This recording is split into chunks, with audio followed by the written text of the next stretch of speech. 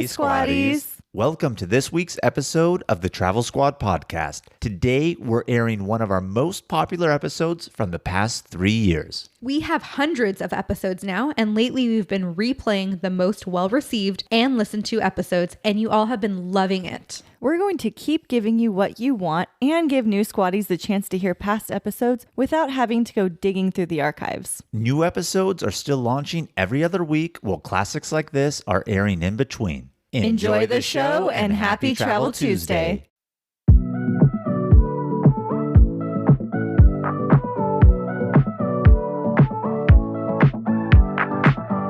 Welcome to the Travel Squad podcast. We adventure the world together, one passport stamp at a time. We're here to share travel news, tips, and our own adventures with you. Every Travel Tuesday, we share stories on a variety of topics, including our hometown San Diego, hiking, Weekenders, national parks, international getaways, and inspiring you to go on your own adventures, even if it starts with your own backyard. I'm Jamal. Brittany, and I'm Kim. And we're the Travel Squad podcast. So grab your ticket and your passport. And don't forget your travel insurance. and prepare for takeoff.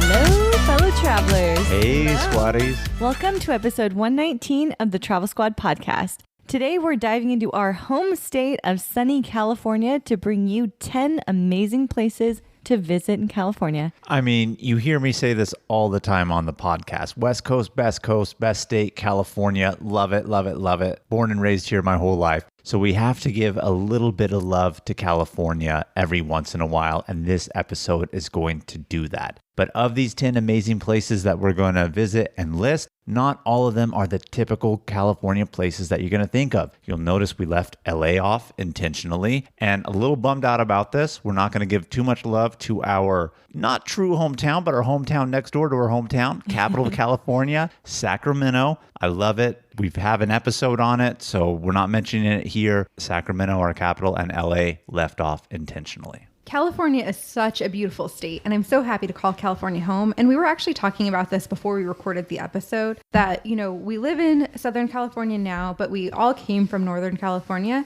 And we feel like we really didn't explore as much of Northern California as we really should have when we lived up there. And now we're booking all of these trips to go north and do those trips. So, you know, it's very interesting. I wish that when I was younger, I was more inclined to do small weekend trips to some of the places that we've visited in Northern California. But Well, I will say, when we were younger, blogs weren't as big. There was no TikTok. Instagram wasn't like it is now. It was harder to discover these places. And we also didn't have as much money. of course, that's true. So we're making up for it now. Yes. So we have a list of 10 beautiful places to visit here in California. I've personally been to 8 out of 10 on the list, and we are pretty much listing them from like north to south almost. So really excited to dive in and talk about these destinations. But before we give you the full 10, we got to give you the tips. Tips always come first. Yes. First tip, California is a long state. It could take you over 12 hours to get from the north to the south end. So you could do all of these in one road trip, but you could also do them in multiple smaller trips. And on top of that, unfortunately, public transportation in California really isn't that great. You're going to need a vehicle to do this. Maybe in some locations they have regional transit and things of that nature, but for the most part, you're going to need a vehicle unless you're going from one place to the next, taking the train, which we do have beautiful scenic routes via train along the coast, but they are not bullet trains. It's going to take you a very long time to do that. So if you're willing to do that for the scenic view, but do keep in mind, not really good public transportation. Don't even get me started on the bullet train. I'm ready for it. I'm upset that it's not here. We voted for it in 2008 and it is nowhere near ready. And by the time they build it with whatever technology they were going to do, it's outdated technology now. So they just need to scrap it and start again. But yeah, we're getting a little frustrated here. You could see that there is no public transportation that's good in California. So keep that in mind as a tip. And believe it or not, California does have some remote places. So people don't realize that. And so you may want to download offline maps, because you may be driving through a remote place that doesn't have really good cell service. For example, on our list, we are going through some forested areas. And so I don't want to give it away, but you may lose service there. Gas is also expensive, like many other things here. So use the Gas Buddy app to try to find good prices if you are going to do this all in one trip. And last but certainly not least, California, known for the weather. We have all sorts of weather. It could be from scorching desert temps to really frigid snow in the mountains. But for the most part, if you're along the coast, the weather is usually temperate and kind of the same all year round, not too dramatic. But there are different dramatic landscapes. So depending on where you're going and obviously the places that we list, just keep in mind temperature can vary dramatically. So the first place on our list, number 1, is the Redwoods, and they are located in northern coastal California. And, you know, a lot of people think forests, mountains, but this isn't the case. The redwoods are actually pretty flat, and they're along the coast, which is very unique. And they are the tallest trees in the world. Tallest trees in the world. Wow. I've been up to Redding and up there, but I have never been to Redwoods National Park. If you're going to be driving the scenic California one, you're going to be going through the Redwoods. It's the famous coastal route from north to south, south to north, vice versa. And you will pass through here, but absolutely beautiful and breathtaking and amazing. Pretty close to the border of Oregon, quite honestly. Not like right on it, but definitely close. So again, we're giving you the north and working our way down south. But the Redwoods is also a national park. So not only are you seeing something very unique, flat forested areas, when we usually equate that, at least here in the United States, to the mountains. You're along the coast, tallest trees in the world, very scenic, very beautiful. One of the things California is most famous for. And so because it is off of a highway, there's actually no entrance fee to get into the national park, which is also pretty unique for one in California. And there's tons of small trails, long trails. You can do so much hiking. You can go down to the beach as well. Kim, do you happen to know how tall the tallest tree in the world is?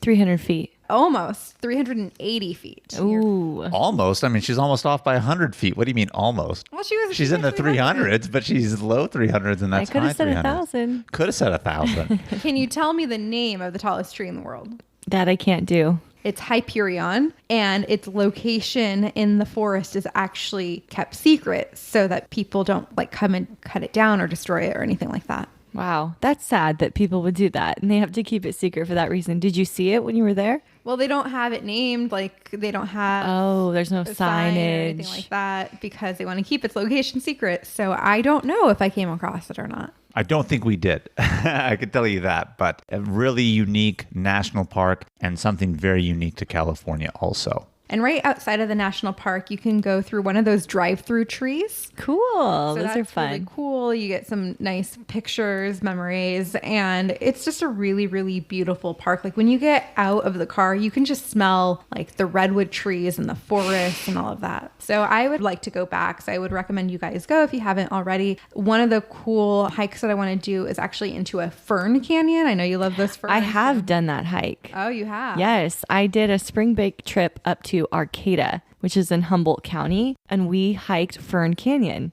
Oh, and it awesome. was amazing. Yeah. Like ferns everywhere. Epic hike. It's very rainy, drizzly up there. Yes. So I want to go back for exactly that. Moving south, moving on to number 2, we're still going to keep it kind of in a forested area and move to world famous. And yes, I say world famous, not just California famous, world famous Lake Tahoe. I love Lake Tahoe. I definitely explored this area a bit when I lived up there. Spent many a times at the casinos and the lake, but unfortunately I didn't explore the nature. Yeah, I mean, when you're young, unless you're really from a nature-oriented family and it's not like a hobby that develops later, you know, that is the thing you do in Lake Tahoe. You go out and spend time on the lake, boating, doing whatever. And you mentioned casinos. So yes, we're talking California. Gambling is not legal in California unless it's on Native American reservations. But Lake Tahoe also straddles the border with Nevada. And so as soon as you cross from California, literally right on the border, you have 4 casino resorts. So you have that gambling aspect and nightlife with it too, up in the largest alpine lake in North America, which is Lake Tahoe. I think it's like one of the 5 deepest lakes in the world also up there. Really beautiful, famous for its skiing. But yes, we did not get to experience a lot of hiking when we lived up there. We just kind of went for the lake and casinos, which is sad in hindsight. I have done like 2 hikes in the area with my dad. One of them I lost my toenail on. The famous toenail. So my dad lost his toenail too, so it wasn't just me. But I wish I spent more time in Lake Tahoe. You know, there's so much to do. Don't know if we've already said it, but episode 66, go back and listen to it. I have so many places I want to go back and see in Lake Tahoe because you can go around the entire lake and there's different state beaches or harbors. And there's one called Sand Harbor and they have the water's beautiful anywhere in the lake, but the water is so clear there. And there's these big boulders in the water that you can see. And then you can take a kayak out that is like glass bottom or clear bottom, look down, and it's super scenic and beautiful. There's also hot springs by the lake. Hot springs. Kim, you would be the one to bring up the hot springs, wouldn't you? But yeah, lots of stuff to do. Doesn't matter when you go. Major winter activities. As a matter of fact, on the west side of the lake in Squaw Valley, they had the Olympics there one time. And lots of summer events and sports to do there also, biking, hiking, etc. So any time of year that you go, Lake Tahoe is definitely not to be missed. Number 3 on our list goes all the way to the West Coast for San Francisco. This city is so unique. It's so fun. Everything from the buildings in like the old 1800s kind of vibe that they have, the nightlife, the day life. There's the pier you can go to with the sea lions. Clam chowder bowls and views of Alcatraz, which is an old prison out in the middle of the ocean. And people have actually escaped there in the past and their bodies were never found. Technically, it's in the bay, not the ocean, Brittany, but you're on the right track. Point being, it's a prison in the middle of a body of water. But San Francisco is such a quintessential California city, has a lot of amazing history that makes San Francisco what it is today. But what I really like about San Francisco is that it's a city that gives me East Coast vibes. Like, it's not a big city that I equate to the West Coast, let alone California. You know, it just has that different feel to it and it makes it really fun, really unique, but so many highlights and things to do there. Like you mentioned, Alcatraz, the pier, the Golden Gate Bridge, Golden Gate Park, Lombard Street. I mean, I could just name places to go in San Francisco. And I mean, the opportunities and things to do are endless out there. Yeah, it makes for an easy weekend trip or even longer. We've been several times and we feel like we haven't even hit most of the city. You can do something different every single time you go, really. Yes, I spent so much time in my, from 18 to 25 exploring San Francisco and getting into all kinds of trouble out there. We have What type of trouble, Kim? Good kinds of trouble, not the serious kind of trouble. But yeah, I mean, San Francisco is really fun. There's so much to do there. We have a whole episode on it, number 48, if you want to go back and listen to that one. And, you know, we wouldn't be the Travel Squad podcast unless we talk about bathrooms. And in San Francisco, they actually have a self-cleaning bathroom at the top of Twin Peaks. Well, they have multiple locations also, but one of the more touristy spots where you'll for sure find it, yes, is the top at Twin Peaks. So it almost, I don't want to say it looks like a porta potty because it's not a porta potty, but it is a toilet that when you go in, the doors close automatically. And when somebody exits, it closes and sanitizes itself back down and you're supposed to go in. And I was really hyped up to use it the first time. And then, you know, I go in and yeah, they sanitize it down, but it's sprayed with water. And then so you're in there and even though it's clean, it feels dirty because it's so wet. So it kind of creates this weird little experience. They need a drying system in there. They do. They do. But better than going into a torn up bathroom, I could tell you that. And there's so many places to take day trips from San Francisco. We will actually be having an upcoming episode on that. So subscribe and stay tuned to hear about that episode. So moving on to number 4, I know we said we're going to give you these places listed from north to south. As we're getting here to number 4, which is Napa, California's wine country, world famous, United States famous, California famous. I realized that this is actually north of San Francisco. So maybe San Francisco should have been 4, Napa 3, but we're going to do it in reverse order a little bit right here. So coming in at number 4, Napa, California. I have been to Napa when I used to live in Sacramento, but I was under 21, so I never got to experience the wineries and the wine tasting, which is what Napa is so well known for. And as I am older now and I'm doing my research and planning a trip to Napa, there is one attraction that blows my mind and I really want to go for, and this is the Napa Valley Wine Train.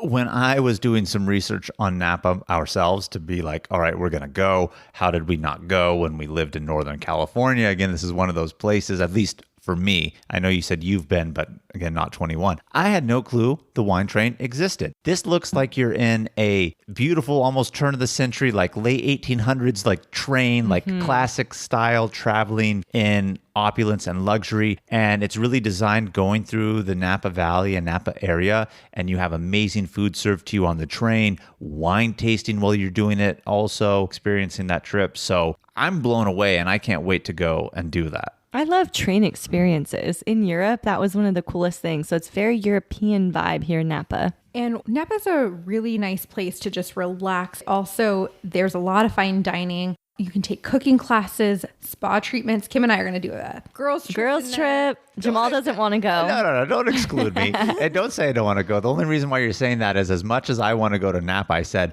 it's hard because here in San Diego, we're close to Valle de Guadalupe, which is like Mexico's Napa. And I know what I could get for literally a third of the cost. But again, it is quintessential California. We have to go. They don't have the train experience. But don't throw me under the bus like that, ladies. I want to go to Napa. Would you do spa treatments? Hell yeah, I'd do a spa treatment. Naked massage? And not naked massage, but spa treatment.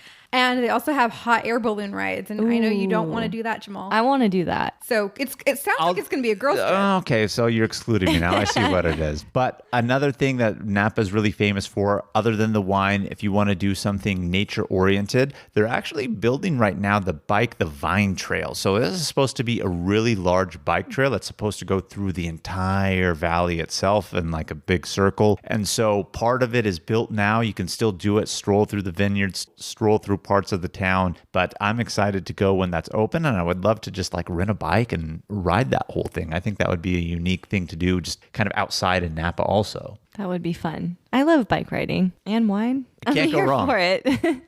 All right, number 5 on our list, going a little more south into Santa Cruz. Santa Cruz is amazing. When you think about on the East Coast, Maryland, Ocean City, Maryland, I kind of see it as California's Santa Cruz. We have roller coasters, we have beach, we have the mystery spot. What is the mystery spot? I mean, you kind of hit a lot of the main stuff on Santa Cruz right here. So yes, we do have the Santa Cruz Beach Boardwalk, which is, I think, the only coastal amusement park that's still really left in the United States on the West Coast, actually. So really cool about that. But getting to the mystery spot, what is the mystery spot? I've been and I don't even know what the mystery spot is. And I say that honestly in a good way. So Santa Cruz is along the coast of California, along the ocean, south of San Francisco. So it's in a mountainous region also. So it gives you that nice contrast of location on the coast, but still kind of in the mountains and forested area. So here you are in the forested area along the coast, and here is the mystery spot. And it is supposedly a gravitational anomaly that's located in the redwoods that they have there. Not the famous tall redwoods, but still redwoods nonetheless here along the coast. And basically when you go there,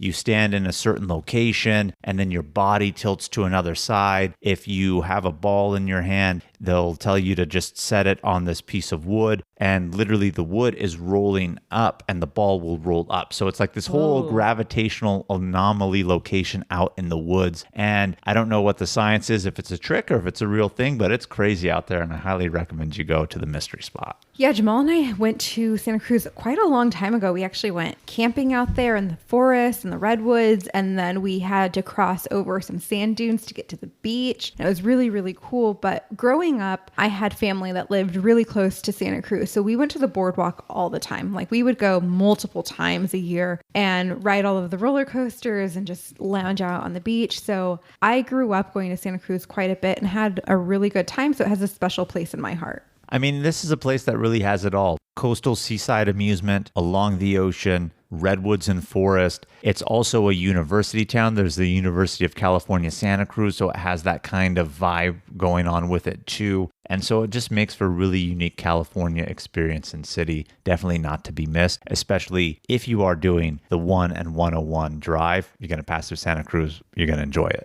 Ryan Reynolds here from Mint Mobile. With the price of just about everything going up during inflation, we thought we'd bring our prices down. So to help us, we brought in a reverse auctioneer, which is apparently a thing. Mint Mobile Unlimited Premium Wireless. How to get 30, 30, bit to get 30, bit to get 20, 20, 20, bit to get 20, 20, bit to get 15, 15, 15, 15, just $15 a month? Sold! Give it a try at mintmobile.com/switch. $45 up front for 3 months plus taxes and fees. Promo rate for new customers for limited time. Unlimited more than 40 gigabytes per month. Slows full terms at mintmobile.com. This episode is brought to you by Reese's Peanut Butter Cups. In breaking news, leading scientists worldwide are conducting experiments to determine if Reese's Peanut Butter Cups are the perfect combination of peanut butter and chocolate. However, it appears the study was inconclusive, as the scientists couldn't help but eat all the Reese's. Because when you want something sweet, you can't do better than Reese's. Find Reese's now at a store near you. When you need mealtime inspiration, it's worth shopping Kroger, where you'll find over 30,000 mouth-watering choices that excite your inner foodie. And no matter what tasty choice you make, you'll enjoy our everyday low prices, plus extra ways to save, like digital coupons worth over $600 each week. You can also save up to $1 off per gallon at the pump with fuel points. More savings and more inspiring flavors make shopping Kroger worth it every time. Kroger, fresh for everyone. Fuel restrictions apply. Hey Squatties, let's take a quick detour to talk about our travel itineraries that we've created just for you. We just launched several new international trip itineraries, including Tulum and Japan.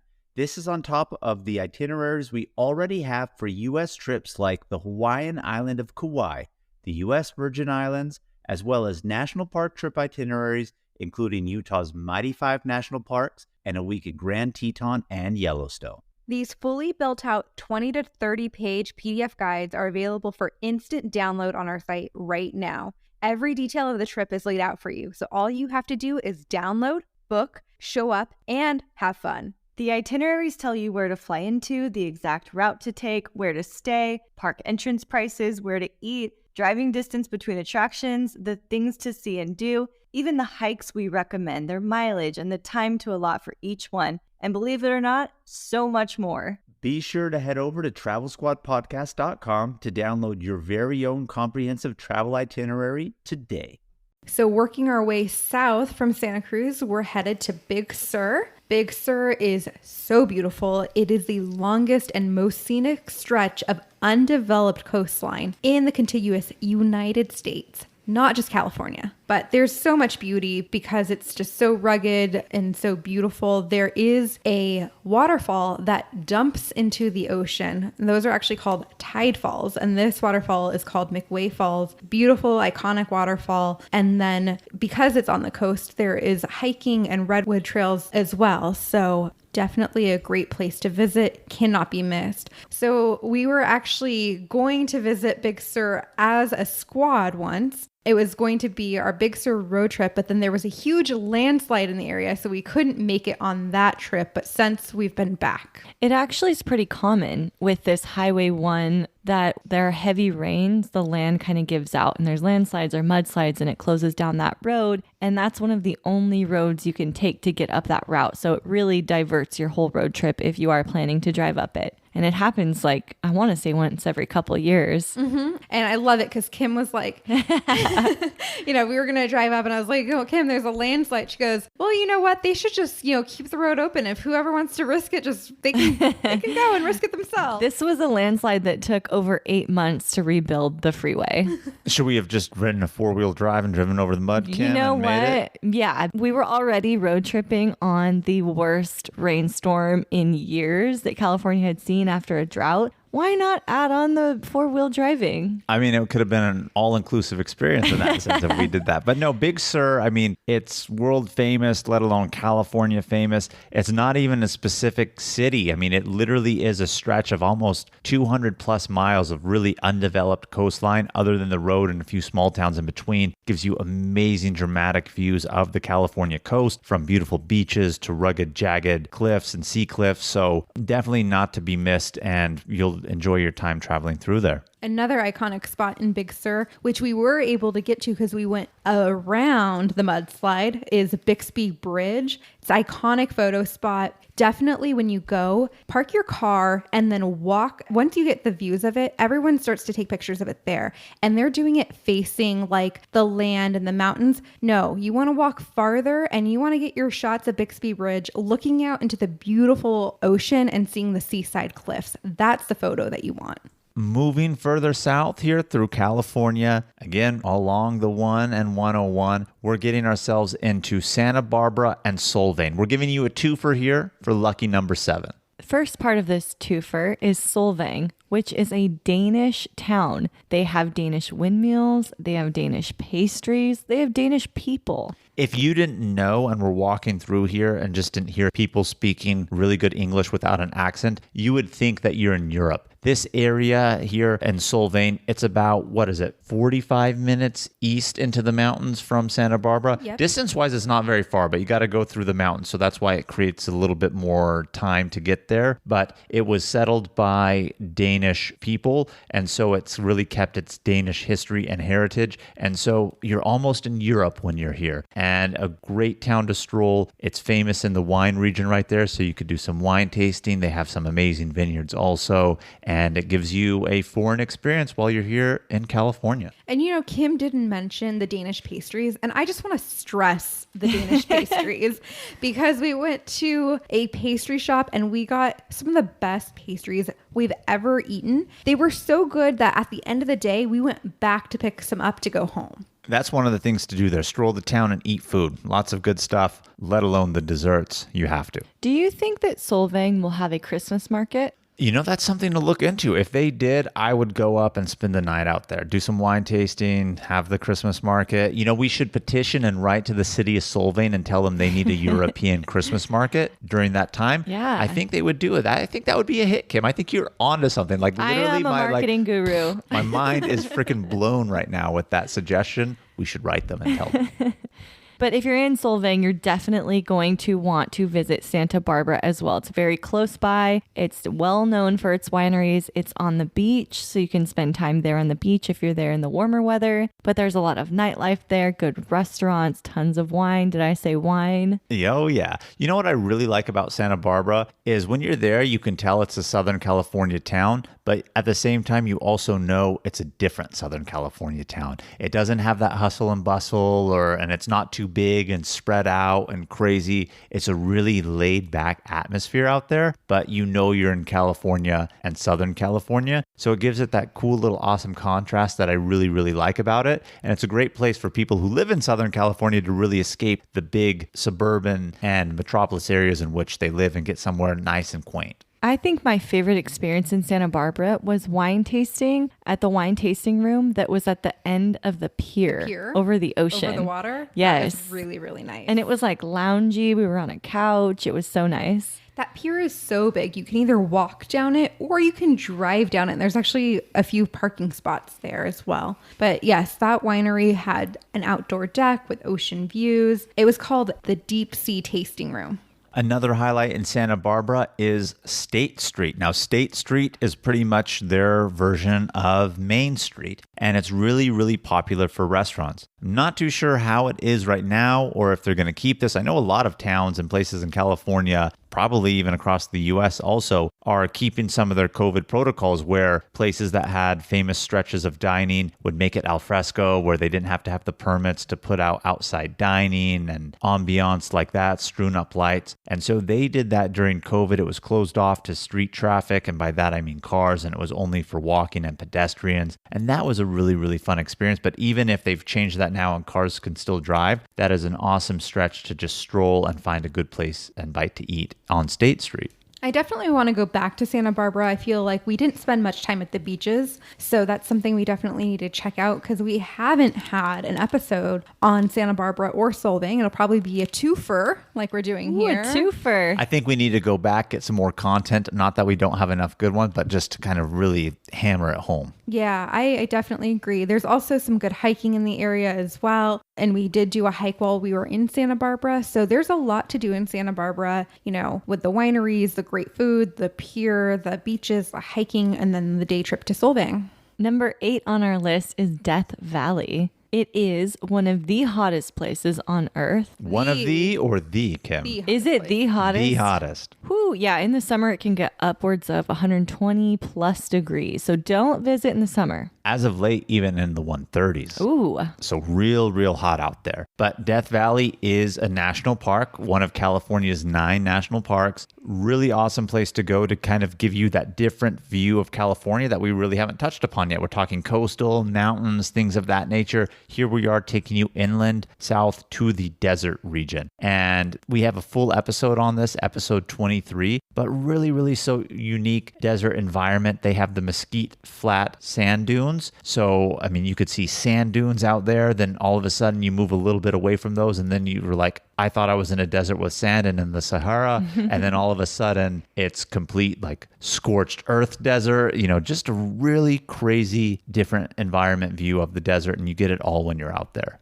Zabriskie's Point is also really beautiful. It's one of the most famous viewpoints in the park, and it overlooks these golden colored badlands. And the area is actually called Furnace Creek Formation. So when you go, you definitely want to visit because this is one of the outlooks that you'll see in tons of pictures, and it is worth seeing. Yeah, and nearby is Artist Drives. It's a very scenic 9-mile drive that passes through eroded but very colorful desert hills. And so you can stop your car, get out and explore a little bit, or you can just do the scenic drive itself. Colorful badlands, colorful desert hills, sand dunes, and we didn't mention this yet, also Badwater Basin, which is the lowest point in North America. It's actually 282 feet below sea level. In this area, you could see the Polygon Salt Formations that Death Valley is known and famous for. So that goes back to what I was saying earlier. I mean, really in Death Valley, you get so many different variations of desert landscape all in one. And it's just so crazy to see. And again, don't go during summer unless you want to experience that heat. When we went in January and it was still warm, but definitely tolerable. I don't know if I would want to go when it's 130 degrees out there. I would not. No, I would not. My eyeballs will burn. Yes, you do have that problem. I feel like I've mentioned this on an episode before where, I heard on the radio they were actually talking to a park ranger out there, and it happened to be like a day or two after like world record temperature was set in Death Valley up in the 130s. And she said, believe it or not, a lot of people come during this time of year because they want to experience the heat, because there's no place else in the world where you'll feel that type of heat. She said mostly European tourists are the ones that do that. I guess it kind of makes sense because they don't have any deserts in Europe. So they really were like, where am I going to go to feel that? And that's the place. I could see that, I guess. Yeah, and if we go back to Death Valley, there are some other places I want to see. Like there is a place called the Devil's Golf Course, which are these salt formations that look so rugged that it looks, well, I don't know what it really looks like. Almost like shards of glass, like coming up from the ground. Exactly. Ooh. But we were actually going to go there on our trip. I don't know if you remember this, Kim, but we would have to go off the road. I remember this. Yeah, and so it was going to take us like an extra hour or two to get out there. So we opted not to. We were also in a car and it was like a bumpy road and we were just like bumping along for a while. Yeah, and I guess that would be a good squad tip to throw in. If you go to Death Valley, rent a car. And by that, not an actual car, but a Jeep, a truck, or some sort of high-rise vehicle, because certain roads are off-road, especially that one, and you don't want a low-line vehicle or one that tires aren't really meant to do that type of terrain traversing. So you could get more out of your experience in Death Valley if you rent yourself a Jeep, SUV, or truck. Number 9 on our list is keeping it in the desert with Palm Springs, California. I absolutely love Palm Springs. I love the vibe there. It's very retro. Even though it's like a desert town, it's very hip from all of the LA people that go there. And there's so many cool hotels that have been modernized and they're so unique. What do you guys think of Palm Springs? We really haven't been, except for the one time, Kim, we were on the girls' trip and we had dinner in Palm Springs. But that was it. Like, that's my Palm Spring experience. You guys are missing out. It's really fun. It's like, if you want to go to a hotel, I recommend the Saguaro Hotel. It's beautiful. It's colorful. The Ace Hotel is also really nice, but there are a ton there. There's even a ton of really good, creative, cool Airbnbs. So go there, just plan to relax, sit in the pool because it's very hot, have meals. There's so many good restaurants there. There's a lot of good shopping. I was going to say lots of spa treatments out there to do also. And if you're big into golfing, it's a really big golf resort area also, which is odd, like out in the desert to have really all that stuff. But it's one of those things. It's almost like that oasis in the desert, and it has its history from people from LA just needing an escape. And by people from LA, I'm talking like rich Hollywood people. And from there, the town has really been built and made what it is today. Yeah, it's really nice, and I highly recommend it. If you are interested in hiking and it's not in the summer months, I would recommend the Indian Canyons hike. There's tons of palm trees. It's a really cool place. And Palm Springs isn't so far away from Joshua Tree, so you can go there and see the famous Joshua trees. But again, it's in the desert, so summer probably wouldn't be the best time to visit. If you're going in the summer, just plan to be in the pool the whole time. And maybe even come for Splash House, an annual summer music festival. Where's that tattoo, Kim? I was going to say, Kim knows all about Splash House. It's fun. It's a very unique festival that's at hotels. So it's a pool party music festival spread across 3 hotels. It's a good time. And you basically hotel and pool hop from festival to festival amongst them, right? You may find love. Who knows? You may find love. So number 10 on our list is our hometown of San Diego. Woohoo! San Diego. Couldn't leave it off the list because we love it so much. And how could we leave it off the list? It's the furthest southern city in all of California. So if we're working north to south, makes sense to end with San Diego. There's so much to do in San Diego. Obviously, everyone knows the beaches, OB, PB, Coronado, even like Solana Beach. Those are great beaches to go to. San Diego is a great spot for brunch as well. People love to come on a weekend, get their brunch on. San Diego has just so many foodie options to choose from. Go downtown to the Gaslamp for nightlife. I don't know much about that, but Kim could tell you all about that. If you need any nightlife tips, let me know. And there's so much hiking to do around San Diego. We've had so many episodes on San Diego, you know, like the 13 best things to do in San Diego, best hiking in San Diego, day trips from San Diego, brunch in San Diego, brunch in San Diego, tacos in San Diego. We have a lot of San Diego content because we live here. And one of the things I just want to throw out about San Diego, if you haven't been here, is a lot of people, when they think of San Diego, rightfully so, they think of the coast, the ocean, etc. But people don't realize you go a few miles inland and all of a sudden San Diego becomes a desert. Like Southern California itself is pretty much all a desert unless you're up in the mountains for that matter. And so you have just a wide range of things to do from the coast to going inland, a little bit desert, and you go a little bit further and not too far still from city center of San Diego. And yeah, you're up in the mountains. We have a mountain town that's close to here that people go to all the time, like Julian. So there's lots of stuff to do regionally that people don't really think about when they think of San Diego, and makes for a unique experience all around. And the food, I'm just going to say it, the Mexican food down here is prime time. Ooh, yes. On top of all of the good food we have here, Mexican food. Tacos El Gordo. Yeah, I don't want to sell us short and make anyone think that's all that we have that's good. The food and cuisine scene here in San Diego is actually really good. I think we've had like 3 new restaurants that have just gotten Michelin stars down here in San Diego, like our first 3. So super excited about that. But I'd say Mexican food in generality is super good down here. Not to be missed if you're coming down. World famous. All right, squaddies, there you have it. A complete road trip to California. You can hit up all the spots. You can make it multiple trips. There's so much to do in California. So thank you for tuning in to this week's episode and hearing all about it. Keep your adventures going with us. Follow us on Instagram and YouTube at Travel Squad Podcast. Tag us in your adventures and DM us your questions of the week. If you found the information in this episode to be useful, or if you thought we were just plain funny, please be sure to share it with a friend that would enjoy it too. And as always, please subscribe, rate, and review our podcast, and tune in every Travel Tuesday for new episodes. Stay tuned for next week's episode. We have some more amazing adventures and tips in store for you. Bye, everybody. Bye, squaddies.